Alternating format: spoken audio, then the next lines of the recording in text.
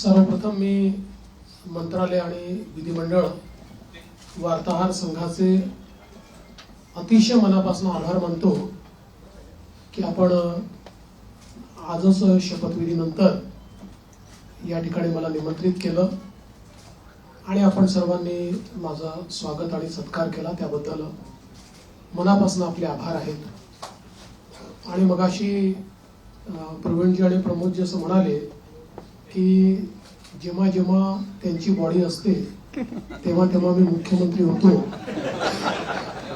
29ला तुमचीच बॉडी आली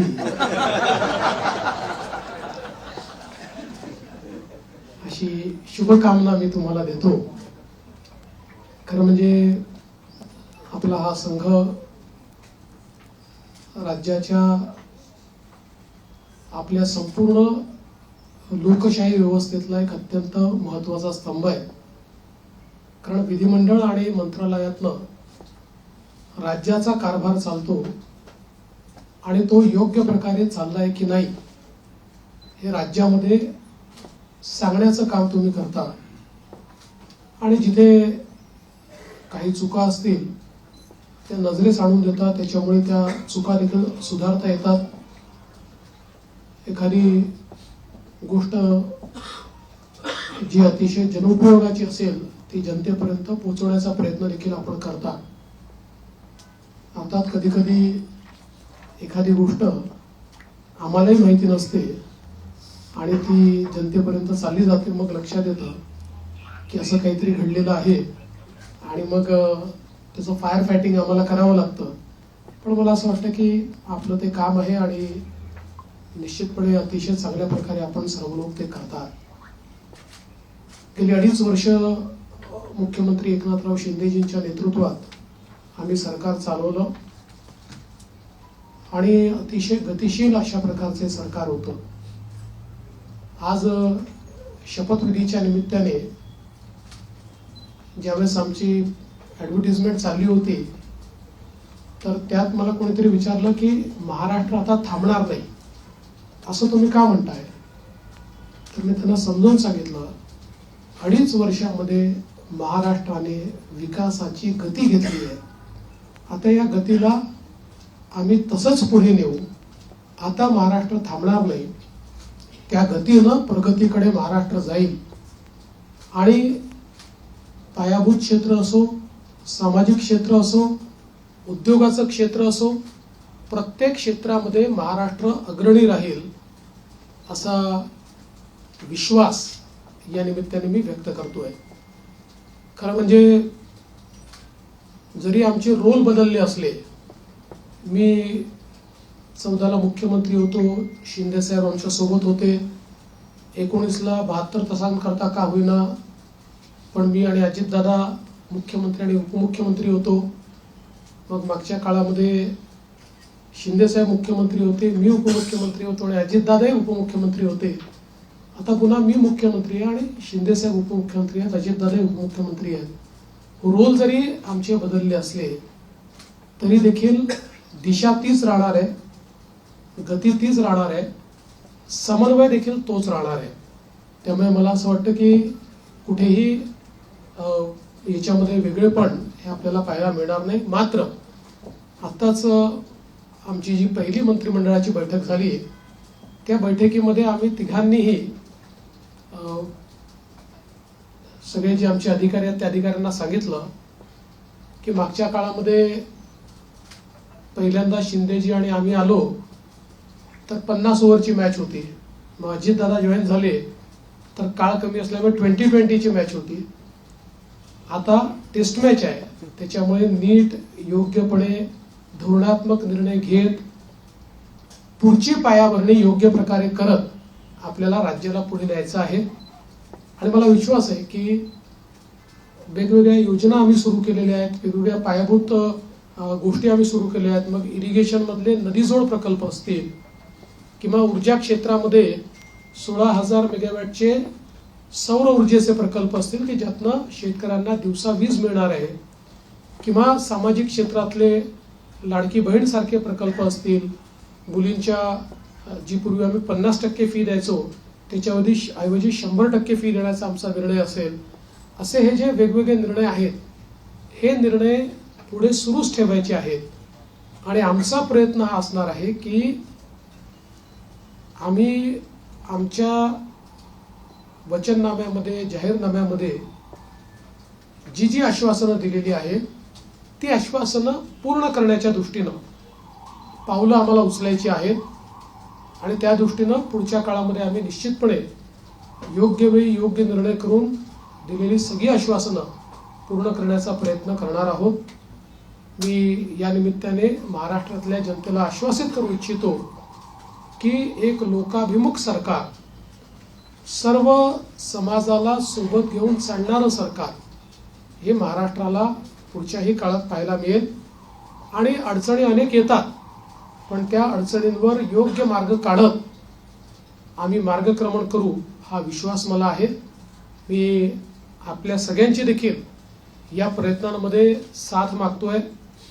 आपलं देखील एक प्रकारे सहकार्य या सगळ्या प्रयत्नामध्ये असावं अशा प्रकारची आपल्या सर्वांना विनंती करतो आणि आपल्या माध्यमातून महाराष्ट्राच्या 14 कोटी जनतेला मी आश्वासित करू इच्छितो की हे सरकार पारदर्शीपणे आणि गतिशीलतेनं त्यांच्या कल्याणाकरता काम करेल हा विश्वास मी देतो.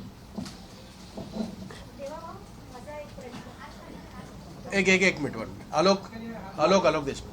सर नमस्कार, मी आलोक देशपांडे. गेली 5 वर्षात आपल्या राज्यात इतकं काय काय बघितलं, द्वेष, आरोप, सगळे काय काय खूप लेवलला सगळं गेलं. ही पुढची 5 वर्ष त्याच्यापेक्षा थोडी वेगळी असतील का? राजकारण थोडं वेगळं असेल का? याच्याबद्दल तुम्ही काय सांगा? पूर्णपणे वेगळं असेल. मी सांगितलं की बदल्याचं राजकारण करायचं नाहीये, तर बदल दाखवेल अशा प्रकारचं राजकारण करायचं आहे. त्यामुळे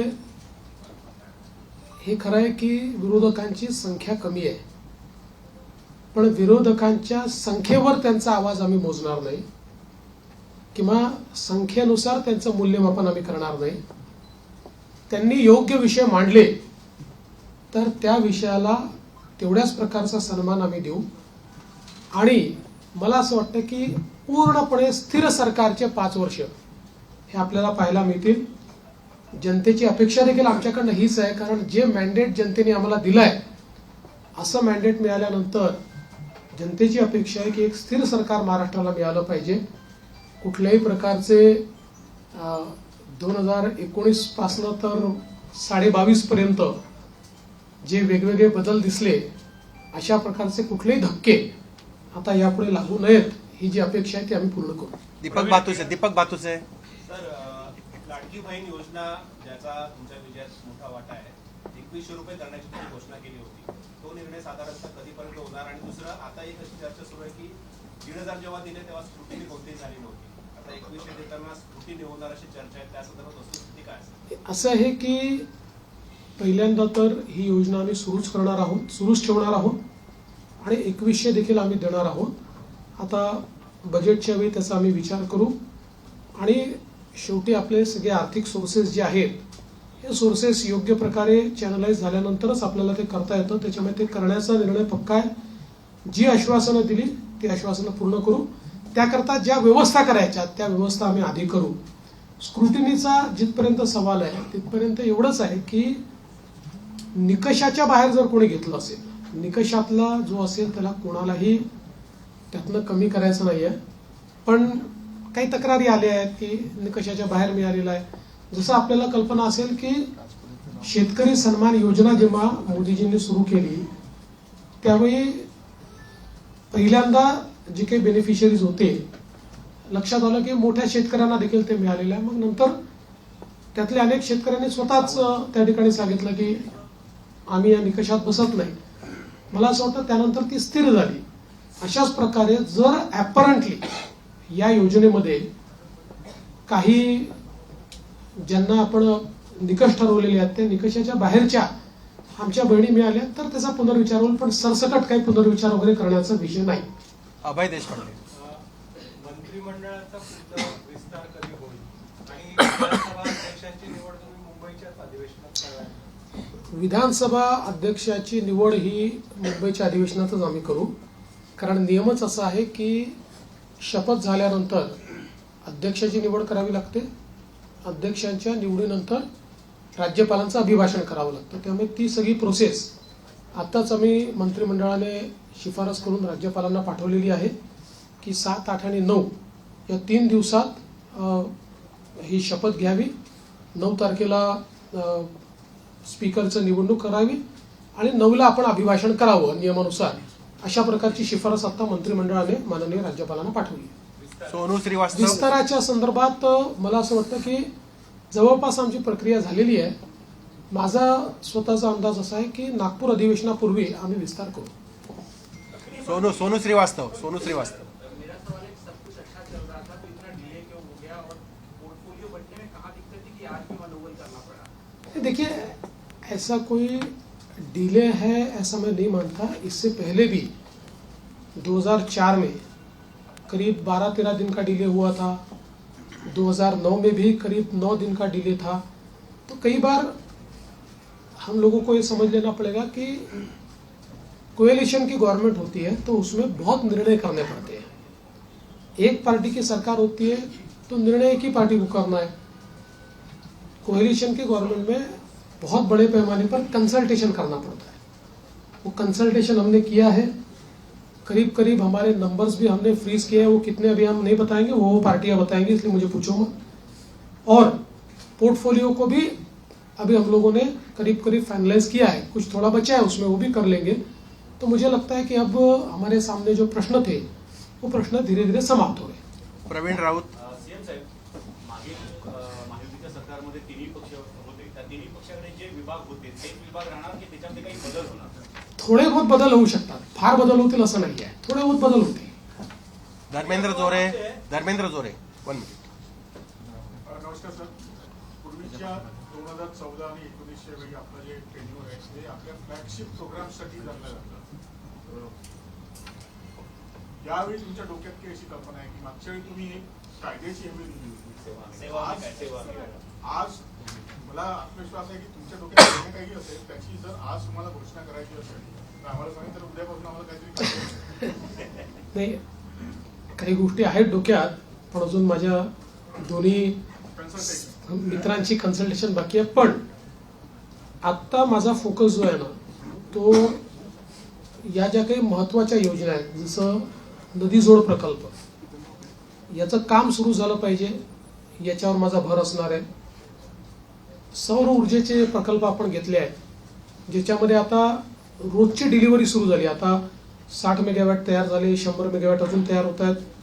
कुठल्याही परिस्थितीमध्ये 2026 पर्यंत 16,000 मेगावॅटचे प्रकल्प पूर्ण करायचे आहेत. त्यामुळे ही जी कामं ऑलरेडी हातात घेतली की जी शाश्वत विकासाची कामं आहेत, ज्यातनं शेतकऱ्याचं कल्याण होणार आहे, राज्याचं कल्याण होणार आहे, हे आणि यातला प्रत्येक प्रकल्प असा आहे की ज्याचा नीट फॉलोअप करावा लागतो. नुसते आपण टेंडर देऊन टाकल्याने होत नाही. अडथळे येतात, ते अडथळे दूर करावे लागतात. त्यामुळे मागच्या काळातली जी आमची एक वॉर रूमची पद्धत होती, माननीय शिंदे साहेबांनी देखील ती सुरू ठेवली होती, पण ती अधिक इफेक्टिव्ह कशी करता येईल असा माझा प्रयत्न असणार आहे की ज्यातनं किमान जे फ्लॅगशिप कार्यक्रम आहेत त्यांच्याकरता आपल्याला ही वॉर रूमची अधिक त्याचा उपयोग कसा करता येईल. जलयुक्त शिवार सारखी योजना जी पुन्हा आम्ही गेल्या 2.5 वर्षामध्ये त्याला बळकटीकरण केलेलं आहे, या योजनेला अधिक वेगाने आपल्याला कसं करता येईल याचा प्रयत्न माझा असणार आहे. त्यामुळे एकूणच ज्याला आपण मूलभूत अशा प्रकारचे जे निर्णय असतात त्या निर्णयावर अधिक भर द्यायचा माझा प्रयत्न असेल. दिनेश मौर्या.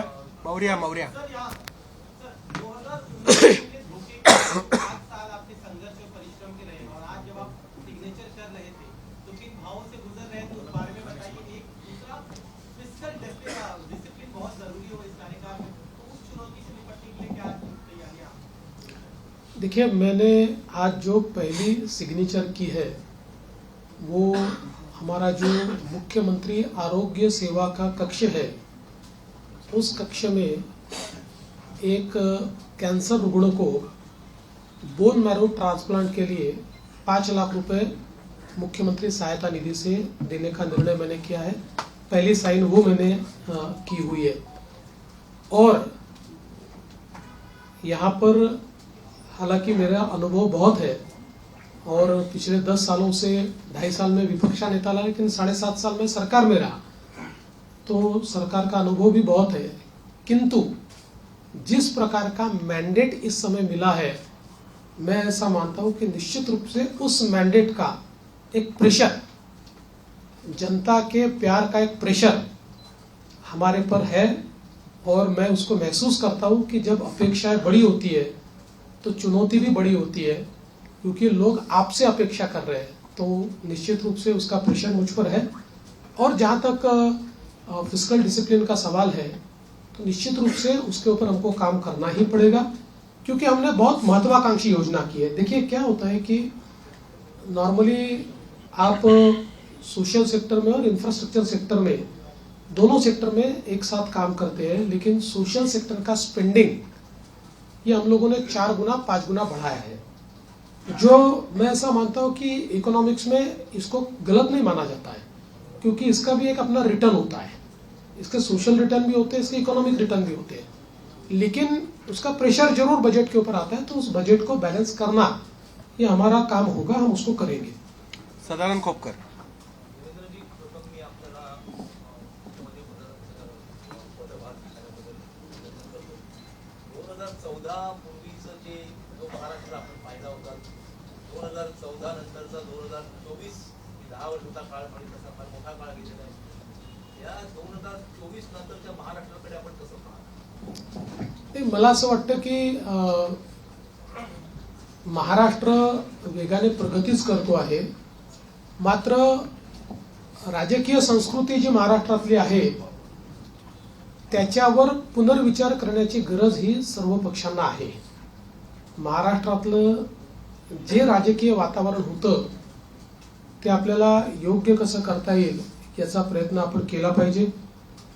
मी शपथविधीच्या निमित्ताने माननीय पवार साहेब असतील, माननीय उद्धवजी ठाकरे असतील, माननीय सुशीलकुमार शिंदेजी असतील, माननीय पृथ्वीराज चव्हाण साहेब असतील किंवा सन्माननीय राज ठाकरे साहेब असतील, अशा सगळ्या प्रमुख लोकांना त्या ठिकाणी स्वतः फोन करून त्यांना निमंत्रण दिलं.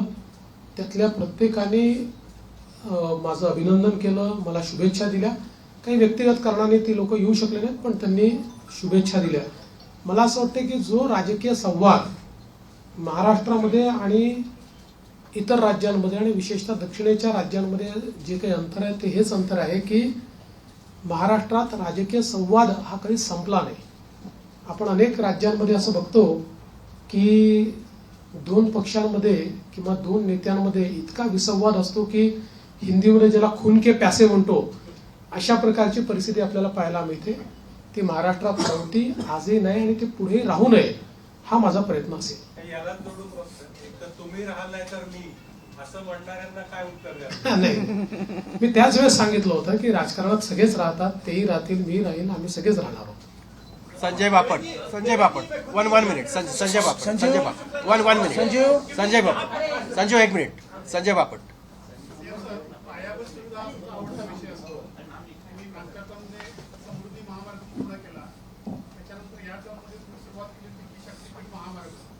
काय पण निवडणुकीच्या वेळी त्याचं भूसंपादन शक्तीपीठ महामार्गाच्या संदर्भात सांगली जिल्ह्यापर्यंत त्याला पूर्ण समर्थन आहे आणि सगळे शेतकरी आमच्याकडे येऊन सांगतात की तुम्ही भूसंपादन करा.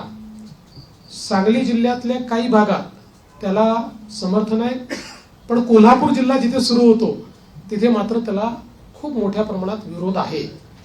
आणि आम्ही ज्यावेळी समृद्धी महामार्ग केला त्यावेळी आम्ही विरोध पत्करून नाही केला, लोकांना समजावून केला. त्यामुळे आमचा यात प्रयत्न असा असेल की ज्या भागापर्यंत विरोध नाही तिथपर्यंतची अलाइनमेंट आता फायनल करायची आणि पुढची अलाइनमेंट जी आहे ती आपल्याला सगळ्यांची चर्चा करून काही पर्यायी अलाइनमेंट काढता येते का याचा विचार आपण करू. कारण शेतकऱ्यांना नाराज करून शेतकऱ्यांच्या जमिनी जबरदस्तीने घेऊन विकास करण्याची मानसिकता आपली नाही आहे. त्यामुळे काही पर्यायी रस्ते तयार करता येतील किंवा त्याला एक्झिस्टिंग जो काही हायवे आहे त्याला कोल्हापूरच्या आधी कुठे जोडता येईल का, किंवा अजून काही एखादा आपल्याला फ्लायओव्हरच्या माध्यमातून काही निर्णय करता येईल का, असं चर्चेतनं मार्ग काढू. पण मला असं वाटतं की सांगली जिल्ह्यापर्यंत तर शक्तीपीठ महामार्गाला मोठ्या प्रमाणात समर्थन आहे.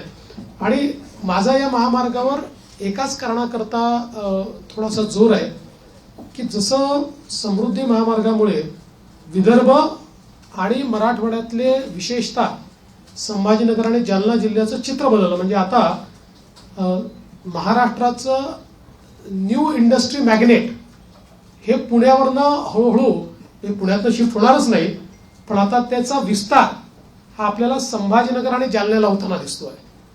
तर अशाच प्रकारे शक्तीपीठ महामार्गामुळे संपूर्ण मराठवाड्याचं चित्र बदलणार आहे, चित्र एकदम. आणि म्हणून त्या महामार्गाचा माझा थोडा आग्रह आहे. पण सगळ्यांशी चर्चा करूनच त्याच्यातला पुढचा निर्णय होईल, तोपर्यंत होणार नाही. संजीव शुक्ला. त्याला सोडून संजीव शुक्ला. जसं तुम्ही शक्तीपीठ बोलला तसं कोकणच्या महामार्गासंदर्भात आपण लक्ष द्यावं अशी विनंती. नाही, ते असं आहे की तुमची विनंती ही योग्यच आहे. आणि मुंबई गोवा महामार्ग याचा विषय काढला की आम्हाला जरा अडचण होते. म्हणजे गडकरी साहेबांनी तर देशाच्या संसदेत सांगितलं की मी देशाच्या कानाकोपऱ्यात जिथे होऊ शकत नाही तिथे महामार्ग केले, पण या एका महामार्गाने मला फार त्रास दिला. पण मला असं वाटतं आता ते अंतिम टप्प्यात आहे. होणार. संजीव शुक्ला. संजीव शुक्ला. संजीवजी बोलिए. पहले तो आपको तीसरी बार मुख्यमंत्री बनने के लिए बधाई देता हूँ. मैं ये जानना चाहता हूँ कि पिछली बार मतलब आपने जो मुख्यमंत्री के तौर पर काम अच्छा किया है, लोगों की भावना है आपके मंत्रालय में बात करके, तो वो रखेंगे कि दूसरी बात मैं ये भी कहना चाहता हूँ कि लाडली बहनों की वजह से आपको सफलता मिलने में काफी आसानी हुई. राजनीति में इतने व्यभिचारी घुस गए हैं, कई मंत्रियों के ऊपर ऐसे बलात्कार के इस तरह के आरोप लगे हैं, तो क्या आप उनका अप्रेजल देखें उसके बाद मंत्री बनाएंगे या किसी को बना देंगे? देखिए, पहला जो आपका सवाल है उसमें कौन सा मंत्रालय किसके पास रहेगा ये अंतिम चरण में है. उसका निर्णय तीनों मिलकर करेंगे. यूनिलैटरली उसकी घोषणा मैं नहीं कर सकता. और जहां तक पुराने मंत्रियों का सवाल है तो उसमें निश्चित रूप से सभी के काम का एक मूल्यमापन तो हो रहा है, मूल्यांकन हो रहा है. उस मूल्यांकन क्योंकि हमारे जो दोनों साथी है एकनाथ शिंदे जी ने भी और दादा ने भी, हम तीनों ने बैठकर ये तय किया है कि हम मूल्यांकन करेंगे, पुराने मंत्रियों के कामों का मूल्यांकन होगा, उसके आधार पर आगे का निर्णय होगा. और कई बार क्या होता है, देखिए जब मंत्रिमंडल बनता है तो रीजनल बैलेंसेस होते हैं, अलग अलग प्रकार के समाजों का प्रतिनिधित्व होता है. तो इसलिए मुझे ऐसा लगता है कि कई निर्णय, कुछ निर्णय ये देखकर भी हम लोग करेंगे कि भाई पिछले बार उन्होंने कैसा काम किया है. कई बार ये होता है कि किसी ने अच्छा काम भी किया होता है लेकिन रीजनल बैलेंस में क्योंकि 3 लोगों को मंत्री पद बांटने हैं तो आगे पीछे होता है. यदू जोशी. माझा तोच प्रश्न होता की मंत्रिमंडळाच्या विस्तारामध्ये ते सिनियर सिटीजन असतील का? कोणी सिनियर सिटीजन नाही आहे. तुम्ही हे लक्षात ठेवा, राजकारणामध्ये जोपर्यंत जनता ठरवत नाही तोपर्यंत कोणी म्हाताराही होत नाही, कोणी रिटायरही होत नाही. विनोद जगदाळे. सर, मेरा सवाल ये है कि नई इंडस्ट्री लाने के लिए क्या प्रयास होंगे. और पिछले 2.5 साल में आपने देखा होगा कि विपक्ष हमेशा यही चिल्लाता रहा है कि सारे उद्योग गुजरात जा रहे हैं. देखिए, विपक्ष को तो बार बार जवाब दिया है, आंकड़ों से दिया है. आज आपको एक और नया आंकड़ा बताता हूँ कि पिछले पूरे साल में हमको जितना एफडीआई मिला उसका 90% एफडीआई 6 महीने में मिल गया. तो आप समझ सकते हो कि कितना इनफ्लो इंडस्ट्री का आ रहा है. और जल्दी ही कुछ इंडस्ट्रीज की घोषणाएं मैं करूंगा. मेरी बातचीत अंतिम चरण में है कि जिनको महाराष्ट्र को पाकर, उन इंडस्ट्रीज को पाकर बहुत महाराष्ट्र को खुशी होगी, ऐसी कई इंडस्ट्रीज के साथ मेरी चर्चा अंतिम चरण में. अजय वैद्य. एक मिनिट. अजय वैद्य. एक मिनिट. अजय वैद्य. आपण अनेक कल्याणकारी योजना सुरू केलेल्या आहेत.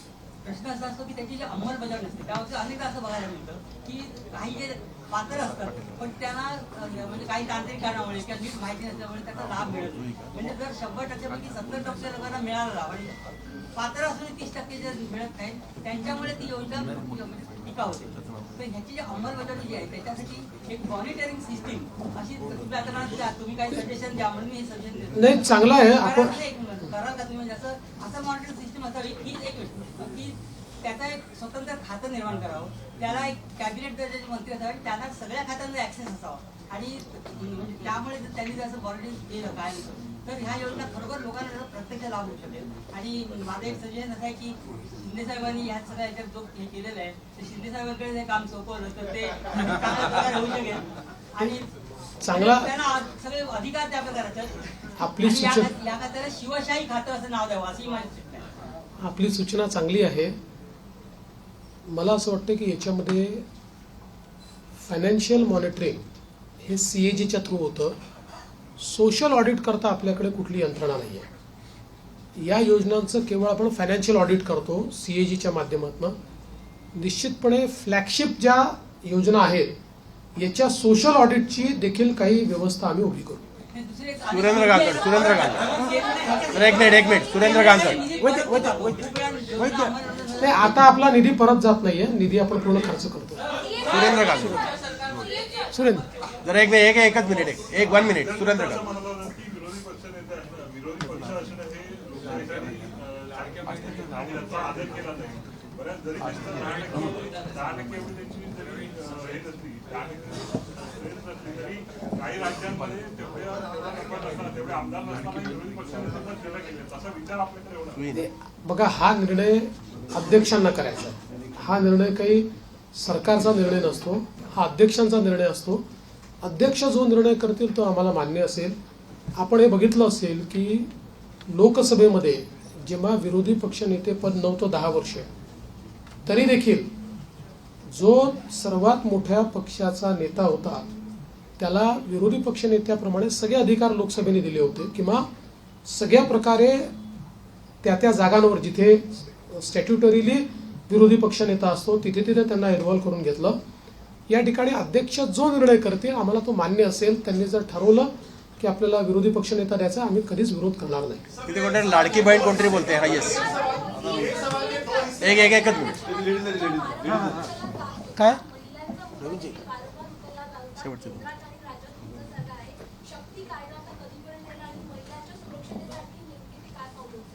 बघा, शक्ती कायद्याच्या संदर्भात प्रॉब्लेम असा झाला की शक्ती कायदा आपला गेल्यानंतर दरम्यानच्या काळामध्ये वेगवेगळ्या डिपार्टमेंटला तो गेला, कारण आपला कायदा हा केंद्राच्या अनेक कायद्यांवर अधिक्षेप करणारा होता आणि त्याचसोबत काही तरतुदी आपल्या ज्या होत्या त्या संदर्भात काही विसंगत निर्णय, म्हणजे त्यापेक्षा वेगळे निर्णय, विसंगत म्हणजे वेगळे निर्णय हे सुप्रीम कोर्टाने दिले होते. म्हणून तो कायदा त्या ठिकाणी चर्चेमध्ये होता. दरम्यानच्या काळामध्ये केंद्र सरकारने 3 नवीन कायदे तयार केले आणि या 3 नवीन कायद्यांमधल्या त्यांनी ज्या तरतुदी केल्या जवळपास आपण ज्या तरतुदी केलेल्या आहेत तशा तरतुदी त्या कायद्यांमध्ये आहेत आणि आता पुन्हा त्या कायद्याशी आपल्या काही तरतुदी विसंगत होत आहेत. त्यामुळे आता केंद्र सरकारशी त्या संदर्भात चर्चा करावी लागेल. जसं आपण बघितलं असेल तर आता या नवीन कायद्यांमध्ये एक इंडिपेंडंट चॅप्टर हा रेपवर तयार झालेला आहे. फाशीपर्यंतची शिक्षा जी आधीच्या कायद्यांमध्ये नव्हती ती आता या नवीन ज्या आपण जी न्यायसंहिता केलेली आहे त्याच्यामध्ये ठेवलेली आहे. त्यामुळे आता या संदर्भात एकदा केंद्र सरकारशी चर्चा करून आवश्यक असेल तर कदाचित आपल्या कायद्यांमध्ये बदल करावा लागेल. प्रसाद पाटील 1 मिनिट. प्रसाद पाटील एक 1 मिनिट. प्रसाद पाटील एक सवाल प्रश्नाचं उत्तर देऊन पण तेवढं विचारतं गृह खातं कोणा कुठल्या पक्षाकडे राहील आणि अर्थ खातं कुठल्या पक्षाकडे राहील. ते आता आम्ही तिघं मिळून ठरवू. आम्ही आता तिघं मिळून सरकार आहोत, त्यामुळे सरकारकडे राहील आणि सरकार चालवेल. येस एबीपी माझा. एकनाथ शिंदेची शेवटच्या टप्प्यापर्यंत नाराजी आपल्याला पाहायला मिळत होती. नेमकं कारण काय होतं स्पष्ट झालंय का? बघा, गृह खातं खरंच त्यांच्याकडे जाणार आहे का? मी तुम्हाला 100% सांगतो त्यांची बिलकुल नाराजी नव्हती. मी स्वतः त्यांना भेटलो होतो, त्यांची कुठलीही नाराजी त्याच्यामध्ये नव्हती. नाराजीच्या बातम्या जास्त चालल्या पण कुठली नाराजी नव्हती. उलट मी विनंती केल्यानंतर त्यांनी तात्काळ ते स्वीकार केलं.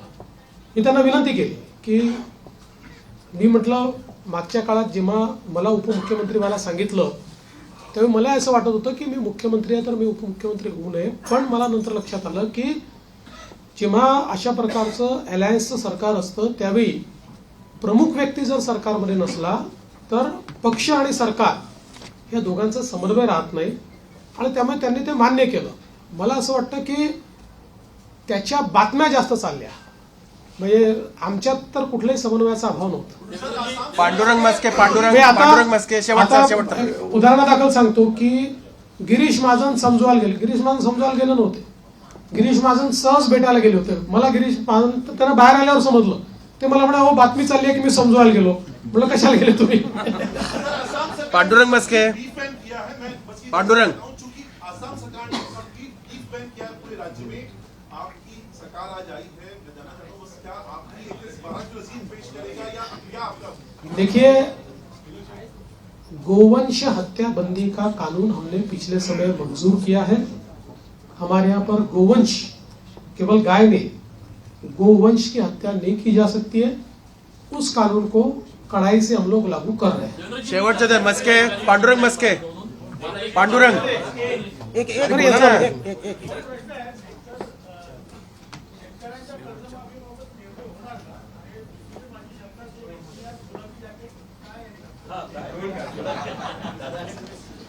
दादांनी शिवून दिलं. एक तो प्रश्न कर्जमाफीच्या संदर्भात जी आम्ही घोषणा केली आहे त्याची अंमलबजावणी करू. कॉर्पोरेशन मुंबई के आसपास के कॉर्पोरेशन है, उसके सारे चुनाव 2-3 साल से पेंडिंग है. अब देखिए, सुप्रीम कोर्ट में वो अटके हैं, लेकिन हमारा प्रयास रहेगा. हमने पिछले भी समय सरकार की ओर से अर्जी लगाई थी कि इतने समय इसको पेंडिंग रखना ठीक नहीं है. सुप्रीम कोर्ट ने जो इंडिकेट हमको किया उसमें वो अभी कंटिन्यूस सुनवाई लेंगे ऐसा उन्होंने कहा है. हमारा प्रयास रहेगा कि जल्दी सुनवाई हो, क्योंकि केवल वहां नहीं पूरे महाराष्ट्र में ये चुनाव बाकी है. और मैंने बार बार ये कहा है कि स्वस्थ लोकतंत्र के हिसाब से जो स्थानीय इकाई है उसका चुनाव होना बहुत जरूरी है. दीपक कैतके शेवटचा प्रश्न दीपक कैतके. संघर्षाचा प्रवास आम्ही बघितला, कव्हर पण केला. आज ज्यावेळेला आपण शपथविधीच्या वेळेला शपथ घेत होता त्यावेळेला नेमकी आपल्या मनात काय भावना होती, कारण काय नेमका काय वाटलं? मी एवढंच सांगू शकतो की आपल्या सगळ्यांना साईबाबांनी एक मंत्र दिलेला आहे, श्रद्धा आणि सबूर. शेवटचा प्रश्न प्रेमानंद एक 1 मिनिट लास्ट प्रश्न. प्रेमानंद उभा ना. या निवडणुकीतील आपला होता लोकसभेला एक घातला. 2014ला तुम्ही सांगितलं होतं की पहिल्या कॅबिनेटमध्ये धनगरांचा प्रश्न मार्गी लावणार. आता काय ठोस निर्णय होणार आहे काय? असं आहे की त्याच्यानंतर मी राज्याच्या विधानसभेमध्ये त्याची वस्तुस्थिती मांडली होती की कशा प्रकारे ऑलरेडी त्याच्या आधीच्या सरकारने हे देता येत नाही अशा प्रकारचा अहवाल हा केंद्र सरकारला पाठवला होता. त्याच्यानंतर त्याच्यामध्ये बरीच कारवाई झाली. मध्यंतरीच्या काळामध्ये त्याची केस कोर्टामध्ये झाली. कोर्टामध्ये त्याला सपोर्टिंग ॲफिडेव्हिट्स आम्ही केले, परंतु एका कुठल्या तरी सर्टिफिकेटमुळे कोर्टाने त्याच्यात दुसरा निर्णय घेतला. नंतर ते सर्टिफिकेट बोगस असल्यामुळे ते सर्टिफिकेट आम्ही रद्द केलं. आता पुन्हा कोर्टाच्या विचाराधीन तो विषय आहे आणि कोर्टामध्ये योग्य ती बाजू आम्ही मांडलेली आहे. Dilip last question. आणि मराठा आरक्षणाच्या संदर्भात निश्चितपणे मराठा समाजाला न्याय देण्याचा प्रयत्न मागच्याही काळात आम्हीच केला आणि पुढे आम्हीच मराठा समाजाला न्याय निश्चितपणे देऊ.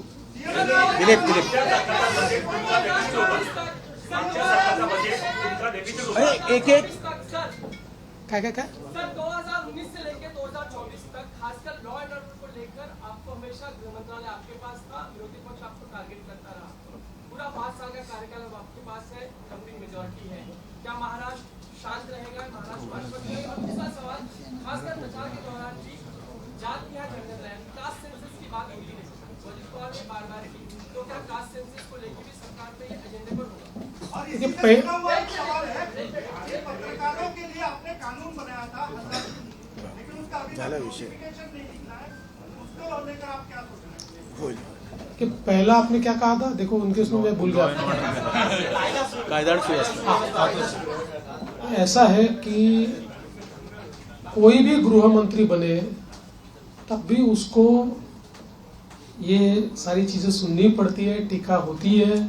गृह मंत्रालय ही ऐसा है कि जिसमें आपको धन्यवाद कम मिलते हैं, गाली ज्यादा मिलती है, लेकिन बावजूद उसके कन्विक्शन के साथ आपको ये मंत्रालय संभालना पड़ता है। मैंने कन्विक्शन के साथ उसको संभाला और मैं इतना ही आपको कहता हूं कि इस कार्यकाल में भी हमारी सरकार गृह मंत्रालय के माध्यम से महाराष्ट्र में कानून व्यवस्था अच्छी रहे, महाराष्ट्र के लोगों को सुरक्षित लगे, इस प्रकार के सारे उपाय करेगी। पत्रकार हल्ला. एक मिनिट. देखिए, भारतीय जनता पार्टी की भूमिका ये बार बार हमने स्पष्ट की है कि कास्ट सेंसस को हमारा विरोध नहीं है। जो पहला कास्ट सेंसस बिहार में हुआ हमारे समर्थन से ही हुआ है। हमारा हमेशा इतना ही कहना है कि कास्ट सेंसस को वेपनाइज मत करो। कास्ट सेंसस का वेपन के रूप में अगर उपयोग किया तो जो माइक्रो समाज है, संख्या में कम समाज है, विशेष रूप से माइक्रो ओबीसीज है, इनके ऊपर उसका अन्याय हो सकता है। इसलिए कास्ट सेंसस अगर करना है तो उसका पहले क्या हमको उसमें से पाना है ये हमने तय करना चाहिए, उस प्रकार से उसको करना चाहिए। उसको राजनीतिक वेपन बनाने की कोशिश अगर होगी तो समाज में विघटन होगा।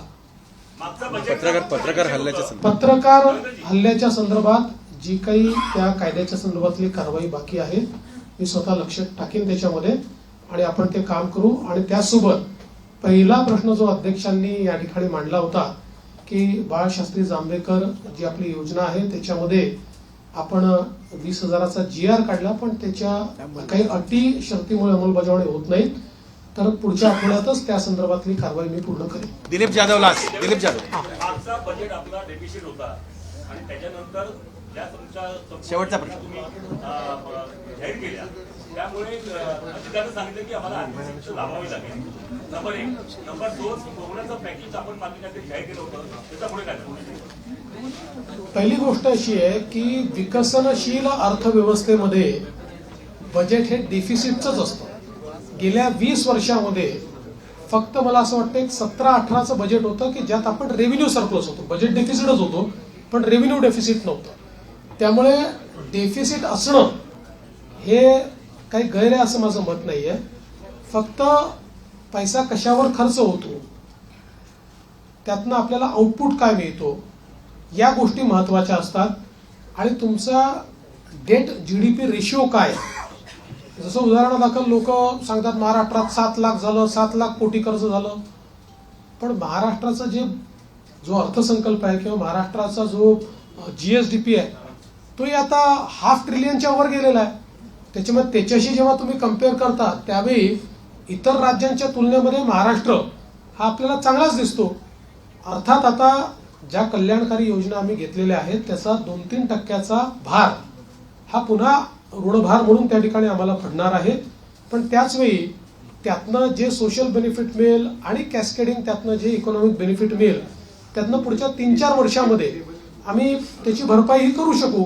म्हणून मला असं वाटतं की फार याची चिंता करू नये की डेफिसिट आहे, याची चिंता केली पाहिजे की डेफिसिट कशामुळे होत आहे। जो पैसा चालला आहे तो सामाजिक क्षेत्रात किंवा इन्फ्रास्ट्रक्चरच्या क्षेत्रात योग्य वापरला जातोय की नाही तो प्रयत्न आम्ही करू।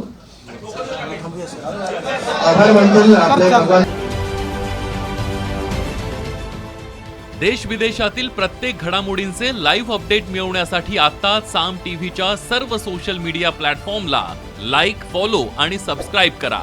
तसंच सर्व नोटिफिकेशनसाठी बेल आयकॉन प्रेस करायला विसरू नका।